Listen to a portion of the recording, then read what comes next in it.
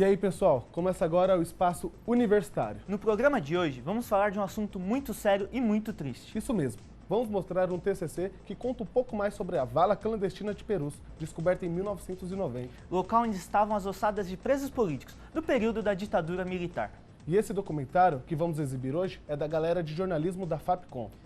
E justamente para explicar mais do trabalho, duas das integrantes do grupo estão aqui para conversar com a gente. Sejam bem-vindas, Mainara e Maria. Mainara, como foi o processo de escolha do tema e produção? Então, ditadura militar, um assunto que fez eu, a Cida, e mais um outro integrante, a Janaína. Então, um assunto que sempre chamou a atenção das três. Só que a gente queria achar algo específico. E conversando sobre os temas em sala de aula, os outros grupos, aí um professor nosso sugeriu, comentou meio por alto sobre uma vala que existiu no cemitério de Perus e que depois foi descoberta depois de muito tempo, que virou um monumento. E o curioso é que ninguém da sala conhecia essa história. E uma história, assim, relativamente recente, de 1990. E ninguém da sala conhecia. E a gente que já queria fazer algo sobre a ditadura militar, mas não estava achando um assunto em específico, chamou muito a nossa atenção.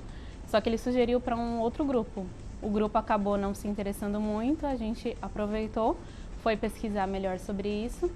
E a gente viu que realmente não tinha muitos materiais sobre isso e que era um assunto de extrema urgência, que precisava muito ser tratado, que precisava ser tornado de conhecimento público. Maria, e como foram realizadas as pesquisas? Foi fácil achar um material para o doc? Não, justamente pelo que a Mainari falou, que a gente não encontrou nada sobre o tema, pouca coisa sobre o tema. Aí o professor tinha comentado com a gente que existia uma CPI que tratava do assunto justamente para identificar essas ossadas. E aí a gente começou pesquisando pela internet. A gente encontrou na Câmara Municipal, então a gente leu todo o documento que a gente encontrou e aí a gente partiu para encontrar os personagens, para encontrar todos os entrevistados. A gente ficou sabendo da reportagem do Caco Barcelos e foi assim, não foi fácil localizar, encontrar, mas assim, a partir do momento que a gente fez encontrou o relatório da CPI e a entrevista do Caco Barcelos, a gente partiu daí e foi mais fácil encontrar as entrevistas todas e fechar todo o documentário. E quem mais ajudou vocês nessa caminhada? Bom, eu acho que as pessoas que mais nos ajudaram foram as nossas fontes. Isso com toda certeza. Porque é um assunto que, assim, a gente correu atrás das fontes, obviamente, mas todas se dispuseram a falar com a gente, a atender a gente, porque é uma luta, é uma causa deles.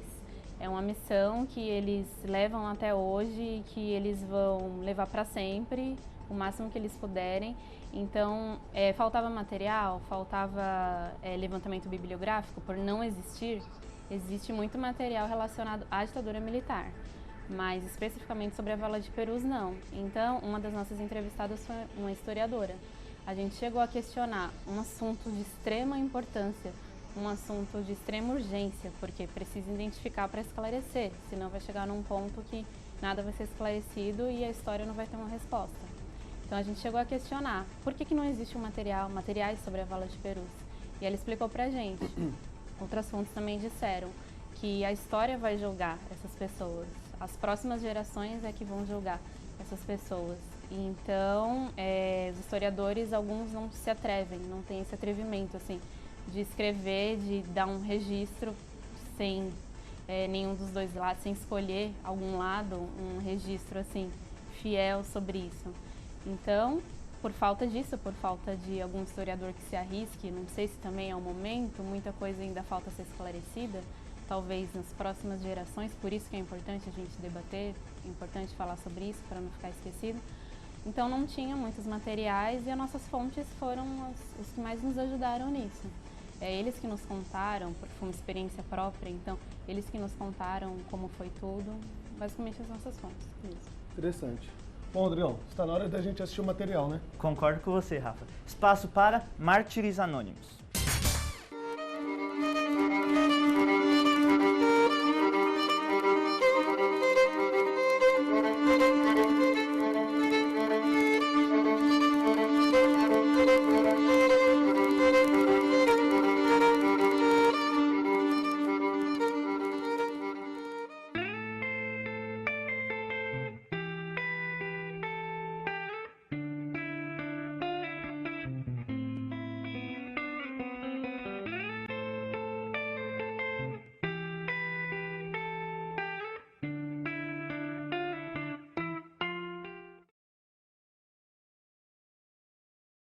Cemitério Dom Bosco, mais conhecido como Cemitério de Perus, Zona Norte, periferia de São Paulo. Em 1990, acontecia para o mundo a grande revelação da vala clandestina de Perus. 6 histórias, 6 mártires, 6 famílias, uma dor. O mundo descobria neste cemitério um depósito oculto das barbáries da ditadura militar brasileira. Em meio a 1.049 sacos de ossos, gritava a voz da justiça, da liberdade, da verdade de 6 desaparecidos políticos. Há 20 anos atrás, o Brasil encontrava em uma vala comum, no cemitério de Perus, uma peça perdida do quebra-cabeça da sua democracia e a chance de transformar em realidade a utopia de uma nação verdadeiramente humana. Tive certeza que existia ali uma vala e eu tratei de provar que ela existia, até abri-la. Prendem, matam, arrebentam, torturam. Não se constrói democracia com cadáveres insepultos. Uma hora que você tortura uma pessoa, você está ofendendo os bilhões que formam a humanidade.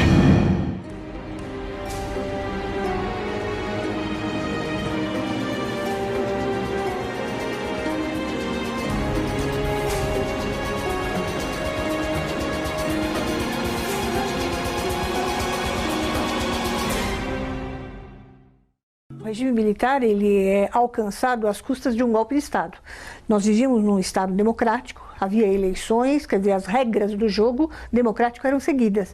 E, num determinado momento, uma conspiração entre civis e militares, um grupo com uma série de interesses brasileiros e interesses externos também, acaba por dar um golpe de Estado que é ilegal, ilegítimo e, ao contrário, derruba a democracia. E nos custou muito, sociedade civil, ao término desse regime, para que nós lutássemos para reconquistar as liberdades democráticas.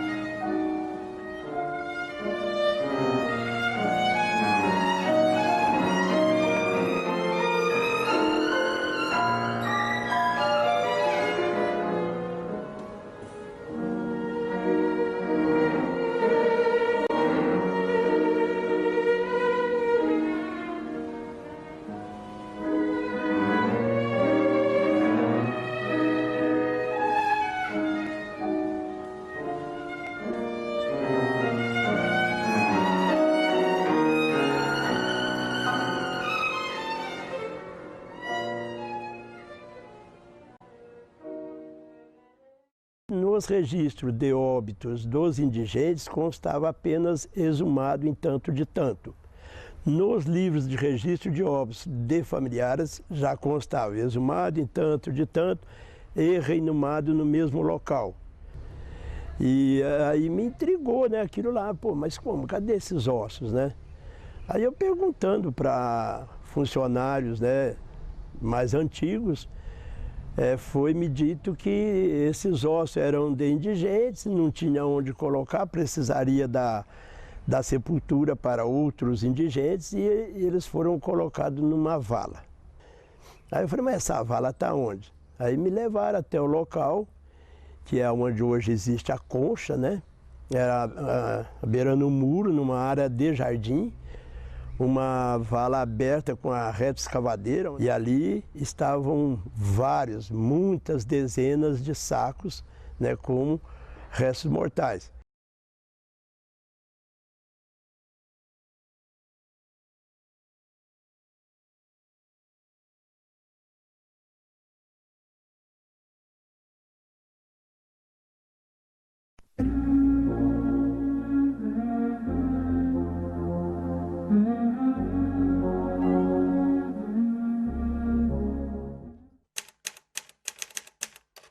Meu pai chorava fácil, né? Se emocionava fácil, né? Então era um cara que ele fazia a diferença. As pessoas, amigos, pessoas do bairro onde a gente morou, que eu nasci, as pessoas falam dele até hoje com muito carinho, né? Que assim, era o seu Seixas, era o cara que ajudava as pessoas, tal. Quando nós chegamos no pátio do DOI-CODE, começou o espancamento, né, que eles fizeram, a minha e meu pai, tinha uma algema ligando meu pulso ao dele. E foi um negócio tão violento que a algema se quebrou, se abriu. E a população começou a gritar dos prédios, parem com isso, parem. Eles deram rajada de metralhadora, vocês não têm nada com isso. Então assim, é uma coisa tão absurda, né, que você não consegue imaginar hoje em dia com os olhos e cabeça de hoje em dia. Era uma ditadura. De acordo com os livros de registro de óbitos do cemitério de Perus, Joaquim Seixas foi enterrado no dia 17 de abril de 1971. Não era verdade, ele ainda estava vivo. Meu pai é morto, anunciada a morte dele, ele ainda estava vivo quando anunciaram a morte dele, e no dia seguinte anunciaram a morte também do Dimas Casimiro, entendeu? E os dois foram colocados como participantes do grupo que justiçou o Boyles.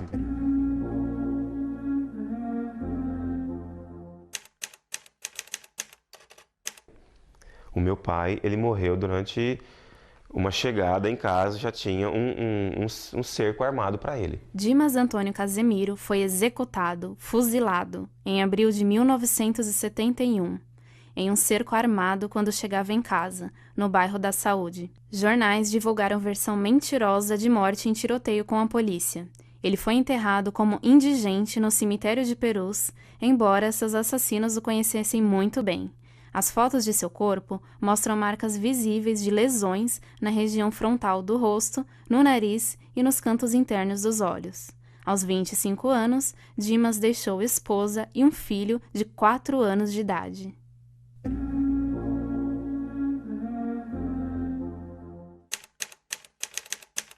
Ele não aceitava muito injustiça. Eu acho que isso motivou os dois, eu acho que eles sentiram mais isso e queriam mudar. O que eles podiam fazer, eles queriam mudar através da ideologia deles. Um mês depois do irmão, Denis Casimiro foi preso pelo líder do Esquadrão da Morte, delegado Sérgio Paranhos Fleury. Ficou encarcerado por um mês no Departamento de Ordem Política e Social DOPS de São Paulo. Morreu aos 28 anos, no dia 19 de maio de 1971, após ser submetido a sessões de tortura. Como forma de ameaça, seu corpo ainda foi exibido pelos policiais aos outros presos do local. Denis também foi enterrado como indigente no cemitério de Perus, tendo seus dados pessoais alterados para dificultar qualquer identificação. Eu só lembrava do fogo saindo do cano das armas. Se eu me borrei, se eu chorei, se eu coisa, eu não sei. Porque eu dei um branco. Eu só lembro de ter acordado no outro dia na cela. E durante anos, eu duvidava da minha própria sanidade mental. Se aquilo tinha ocorrido ou se tinha sido um pesadelo. E eu tinha um pesadelo, esse pesadelo recorrente, de me encostarem no muro e o fogo saindo do cano das armas. E era um troço que eu não tinha coragem de falar com ninguém, por medo de falar com as pessoas e as pessoas acharem que eu estava louco.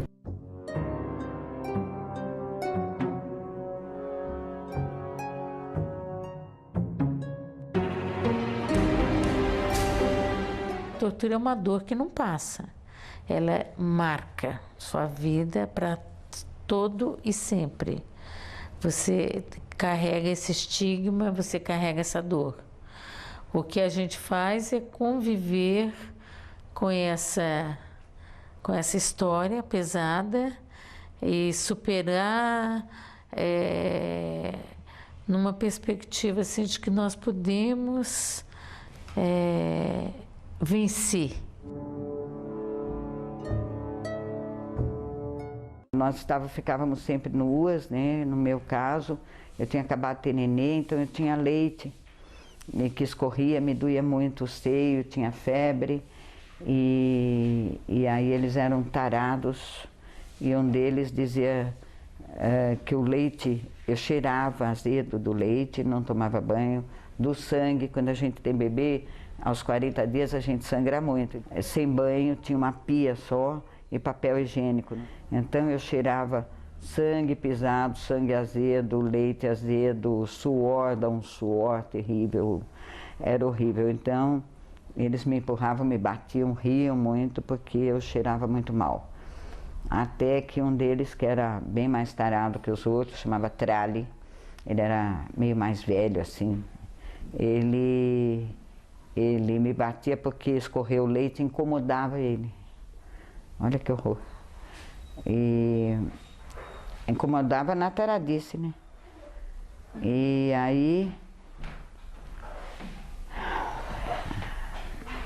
aí mandaram me dar uma injeção para cortar o leite.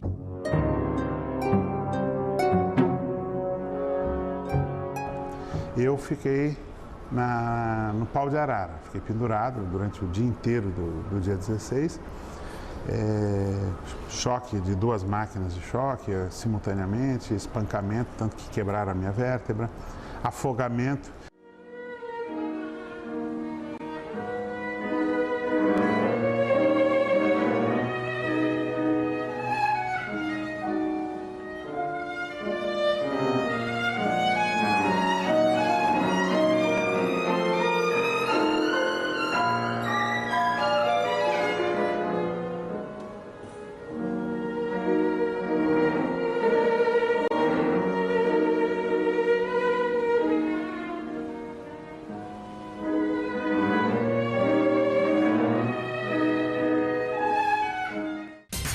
Muito emocionante essa história, Rodrigão. Concordo, Rafa. Antes de assistirmos a segunda parte do documentário, vamos fazer um rápido intervalo. É isso aí. Espaço Universitário volta já já. Não saia daí.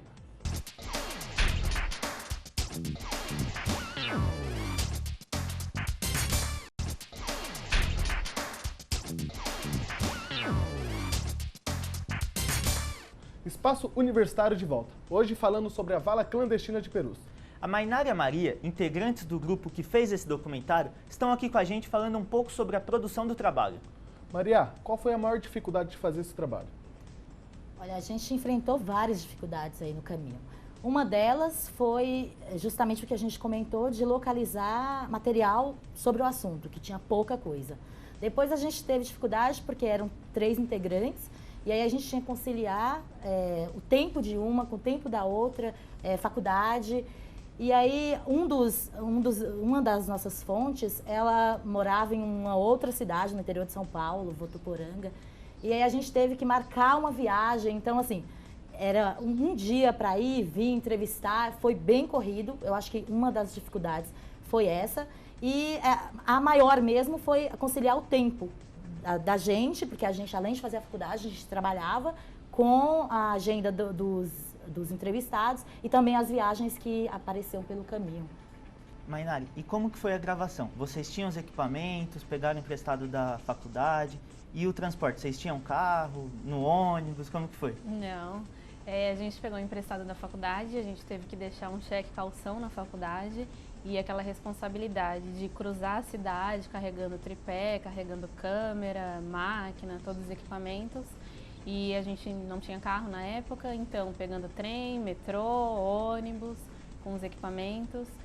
Eu me lembro de uma vez que a gente foi entrevistar uma fonte no Morumbi e a gente estava saindo da Barra Funda em pleno horário de pico para pegar o trem com tripé, com câmera. Foi uma loucura, assim, só quem passa por isso mesmo que sabe. Mas deu tudo certo no final. E o processo de edição, como que foi? Bom, para o processo de edição, a gente contou com os técnicos da própria faculdade, eles que fizeram a edição, mas a gente ficava o tempo todo ao lado, dizendo o que a gente queria, como a gente queria. A gente montou todo o roteiro para a edição, mas a gente teve uma grande ajuda, que foi dos técnicos da própria faculdade mesmo. Vocês usaram material de apoio da internet? Sim, a gente usou alguns materiais da internet, principalmente fotos da época. A gente usou um vídeo também de uma reportagem que foi feita sobre a vala de Perus e também uma reportagem do Globo Repórter que estava disponível na internet. Legal. Rafa, eu quero assistir a segunda parte do trabalho. Vamos lá? Vamos sim. Roda a VT.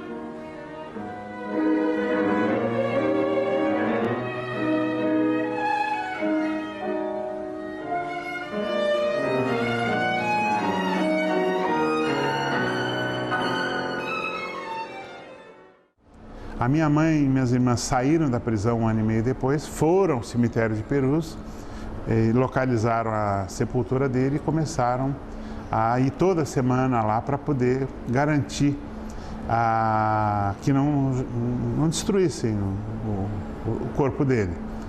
E aí foi quando elas começaram a saber que tinha outras pessoas, onde estava fulano, onde estava Beltrano, que elas foram localizando, que os próprios coveiros diziam que chegou muito torturado, foi enterrado à noite, não deixaram abrir o caixão, essas coisas que os coveiros contavam. E elas souberam também da vala de Perus. Os coveiros diziam para elas: tirem o seu pai daqui porque vai ter uma vala que vai destruir, vai juntar tudo, misturar. Tem muito mistério ali, tem muita cadáver ali não identificado e cada cadáver traz consigo uma história incrível, né? Parece absurdo, mas cadáver fala muito, pode falar muito. Se você trabalhar com eficiência sobre as características dele, sobre as circunstâncias que levaram à morte da pessoa, ele por si já fala muito, mas que fala mais, evidentemente, é a sua história, né? A história de cada um.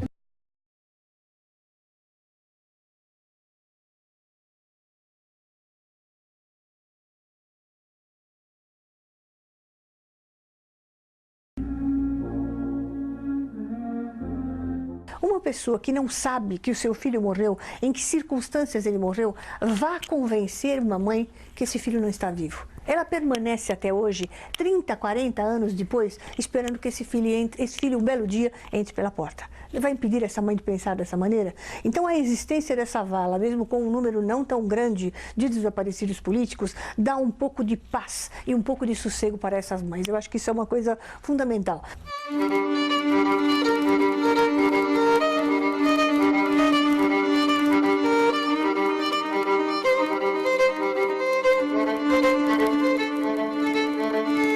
Eu só consegui realizar a morte do meu pai quando eu fiz o traslado da ossada dele do Rio para cá, e aí a gente fez o enterro, né? E aí estava enterrando e a gente fez uma cerimônia de homenagem a ele, e ali eu pude ter certeza que o meu pai estava morto. Quer dizer, eu sabia, né? Lógico que eu sabia. Mas ali naquele momento que eu pude chorar, por exemplo, e dizer, porra, morreu, né? Porque eu não tinha feito isso ainda, né? Então você imagina um cara que tem um parente desaparecido. Não é assim, morreu e está em algum lugar. Você não sabe se morreu. Eu ouvi dizer que morreu, mas eu não sei se morreu. Tem caso de um companheiro da família de Jales, que nós confirmamos a morte dele, mas não conseguimos localizar o corpo, porque estava no cemitério da cidadezinha lá de Goiás, o Rui Berbert. Aí a gente falou com o pai dele e dissemos, olha, confirmamos, ele morreu, todo mundo reconheceu, não sei mais o quê, mas não conseguimos saber onde está o corpo. Aí o pai e a mãe, dona Odília e o seu Rui, assim, tá bom, nós vamos fazer o enterro dele. Aí abriu a porta do quarto, tá aqui, o quarto dele estava montado como se ele estivesse para chegar. Aí pegaram os livros, brinquedos de criança, não sei o que, puseram dentro de um caixão, fizeram um velório na prefeitura, a população, sabendo que não tinha corpo nenhum ali, passou a noite inteira indo lá para fazer a homenagem. Você perguntar para mim assim, ó, o que você preferia, a indenização ou ter teu pai vivo com você? Tá? Se, vamos colocar o se, eu sei que o se, né? Eu preferia que ele estivesse vivo, junto comigo, se eu tivesse um pai presente, que eu pudesse aprender, que eu pudesse, como eu sou com meu filho hoje, do que eu receber a indenização do Estado. O direito de morrer e ser sepultado. Presta atenção, porque nós nem esse direito nós não tivemos. Né? Quer dizer, os nossos parentes, os nossos companheiros foram mortos e jogados em qualquer cemitério ou então em qualquer vala comum, como é o caso da Vala de Perus, ou então não sabemos o final, né? o destino desses corpos. Então, isto é é impedir da pessoa realizar um sentimento humano, um direito humano de sepultar seus mortos.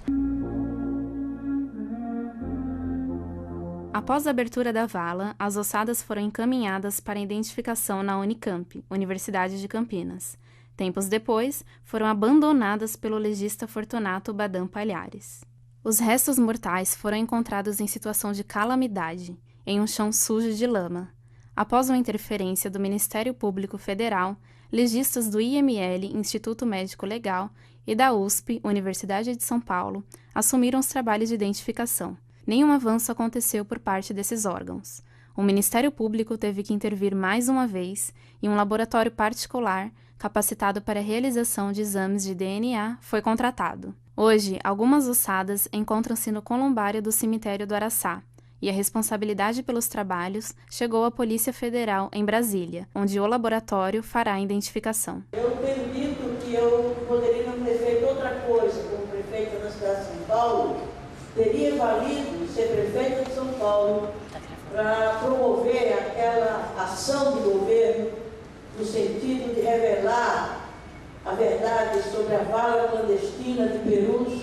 Hoje no Brasil, nós temos uma carência cidadã muito grande, né? Nós estamos com uma democracia capenga ainda, bastante capenga. Nós não temos uma política de Estado que garanta a memória. Nós não temos uma política de Estado que garanta a verdade. E nós não temos uma política de Estado que garanta a justiça. Então, sem memória, sem verdade, sem justiça, essa sociedade está fadada ao fracasso. Se eu luto pelos desaparecidos, pela localização, é por um motivo só. Eu fui um desaparecido. Eu estive desaparecido durante 8 meses. Eu não existia como preso. Podiam sumir comigo para sempre. Convivi com Edgar e outros que depois sumiram para sempre. Então, para mim é fundamental, até por uma questão de justiça solidária com essas pessoas, eu me colocar nessa luta, entendeu? Para resgatar a memória. Porque uma coisa de memória que é fundamental é o seguinte, como é que você pode ter um país em que você tem uma estrada com o nome de um criminoso e não tem uma outra estrada com o nome da vítima desse criminoso? Quando eles paravam de me torturar, me jogavam na cela e ficava ali algumas horas, eu queria viver, eu não queria morrer mais. Então eu vivia lutando comigo mesma, entre o morrer e o viver. Até que o viver venceu, né? O viver venceu e eu já ali mesmo dentro da Operação Bandeirantes eu pensava, eu preciso viver porque eu vou denunciar esses torturadores. Nós sabemos que esses aí, nossos desaparecidos, nossos mortos, estão todos mortos e desaparecidos. Não estamos querendo que eles nos entreguem com vida, mas que esclareçam essas mortes. Porque depois dessas mortes, aí quantas outras também estão sem ser esclarecidas? A sociedade tem que assumir essa luta. É esse o nosso compromisso político histórico. Essa luta é o que nós podemos deixar como herança, como legado.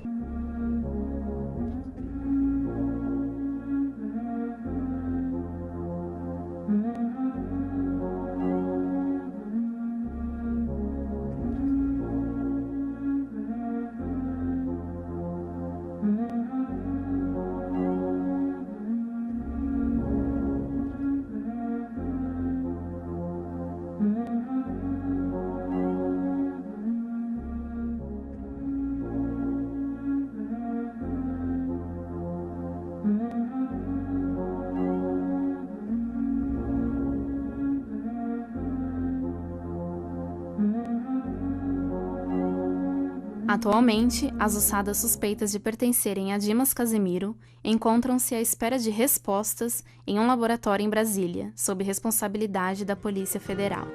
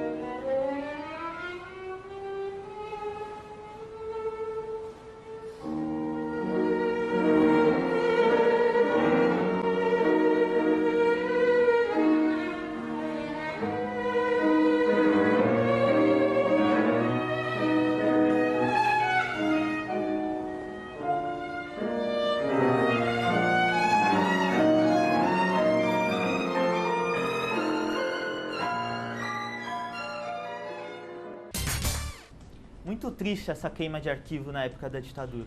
Meninas, o programa está perto do fim. Vocês podem dar uma dica para quem está fazendo TCC? Bom, eu acho que a primeira dica e a mais importante é escolher um tema que a pessoa se identifique.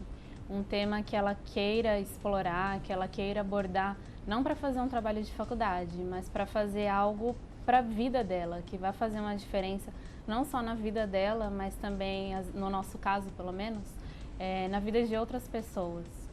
Eu acho que essa é a dica mais importante, porque aí não vira um trabalho, sabe?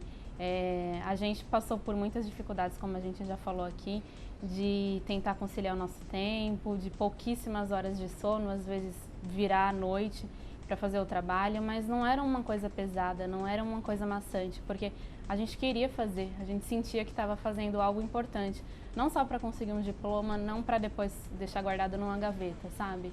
Mas porque a gente se identificou com o tema, a gente sentiu a necessidade, a importância, e a gente sentiu que a gente estava realmente fazendo jornalismo com esse trabalho, com esse documentário. Então, a dedicação fluía naturalmente, fluía assim com amor, com paixão, porque a gente gostava daquele tema, a gente sentia a necessidade de mostrar para as pessoas aquilo que a gente estava fazendo. E aí vira uma coisa natural, que você se dedica porque você quer, não porque você é obrigado, porque tem que conseguir um diploma de faculdade. E depois os frutos a gente vai colhendo naturalmente também. Maria, e qual a sua dica? Olha, a minha dica é basicamente a dela. Eu acho que o principal mesmo é a escolha do tema, é você se identificar com o tema, que foi o que aconteceu com a gente. Antes desse tema, a gente teve dificuldade com outros. A partir do momento que a gente começou a pesquisar sobre a vala de Perus, a gente começou a gostar muito daquilo. A gente não fazia porque era o TCC, era o último trabalho da faculdade. Aliás, de toda a faculdade, esse foi o trabalho assim que representou pra gente o que era a faculdade de jornalismo. E no decorrer do trabalho, a gente tinha tempo, porque tinha o tempo de entregar, então tinha fases, a gente tinha se programado com algumas etapas. E aí, só que assim, aquilo partiu, a gente não tinha muito pouco tempo para fazer e a gente corria atrás, a gente abria mão de um horário de outra coisa e para as agendas baterem, porque a gente queria muito fazer aquilo. No final, a gente, até na parte da edição mesmo, a gente estava com tanta vontade, com tanta garra, e aí a gente já pegou um lado da história, a gente já procurou aquilo, e aí chegou um momento do trabalho, que foi uma das fases, gente, mas talvez não seja isso que a gente queira mostrar. E aí a gente falou, não, é exatamente isso que a gente quer mostrar. A gente quer mostrar que isso não acabou, a gente quer mostrar, por mais que foi um trabalho que só uma parte viu, não todo mundo, porque a ideia nossa mesmo é que todo mundo visse, que todo mundo lutasse com aquilo, que a gente... Tanto é que depois que o trabalho acabou, a gente pesquisa ainda para ver se continua a identificação das ossadas, se essa luta continua. No momento da entrevista com as fontes mesmo, a gente sentiu como eles. E a ideia era justamente isso, de sentir. Então, a escolha do tema é a coisa mais importante do trabalho. Se você fizer o trabalho com base em outra, não, porque é mais fácil ou por outro motivo, eu acho que vai ter mais dificuldade em finalizar, em ficar uma coisa que você goste, que marque a sua vida. Esse trabalho, na minha vida, no período de faculdade, foi marcante. Foi a coisa mais importante que eu fiz no decorrer da faculdade. Meninas, muito obrigado. E para quem quiser entrar em contato com vocês, Facebook, e-mail, como que faz? Facebook, Mainari, com Y no final, Moura do Nascimento. E-mail, mainari, com Y no final, @bol.com.br. Você, Maria? Meu é Cida Silva, do Facebook. E o e-mail é cidasjp@gmail.com. Legal. Bom, o programa de hoje fica por aqui, mas se você gostou e quiser participar, escreva para espacouniversitario@câmara.sp.gov.br com o link do seu trabalho. E não esqueça de curtir a nossa página no Facebook. Tchau, tchau. Valeu, galera!